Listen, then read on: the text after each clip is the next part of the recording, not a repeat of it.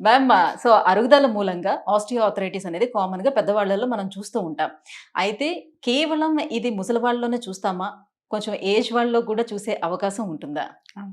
So, ఇది osteoarthritis మీకు తెలుసా కదా! ఇది గుజ్జు అరుగుదల వల్ల. హ్మ్. సో, చాలా జాయింట్స్ ఉన్నాయి నా బాడీలో. సో, అన్ని జాయింట్స్‌కి ఏజ్ ప్రకారం అరుగుతుంది. సో, హ్మ్. That is osteoarthritis degenerative condition.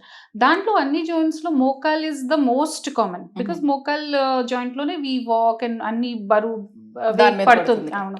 So, దానివల్లనే నీ జాయింట్ గుజ్జు ఫాస్ట్‌గా అరుగుతుంది. నౌ ఇప్పుడు ఈ ఆస్టియోఆర్థరైటిస్ యంగ్ పేషెంట్స్‌లో కూడా చూస్తున్నాను ఇప్పుడు. హ్మ్. ఇంకా పెద్దవాళ్ళకి కూడా చూస్తున్నాను.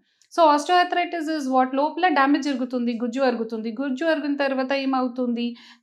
జాయింట్‌కి సపోర్ట్ కోసం స్ట్రక్చర్స్ ఉన్నాయి కదా! ఇది కూడా డ్యామేజ్ అవుతుంది. లిగమెంట్స్ ఉన్నాయి, సాఫ్ట్ టిష్యూస్, కండరాలు అన్నీ ఉంది కదా! హ్మ్. సో, స్లోగా ఇది కూడా అరుగుతుంది. హుహు. సో, కండిషన్ ప్రకారం ఎంత డ్యామేజ్ ఉందా? దాని ప్రకారం ట్రీట్మెంట్ చేస్తాము.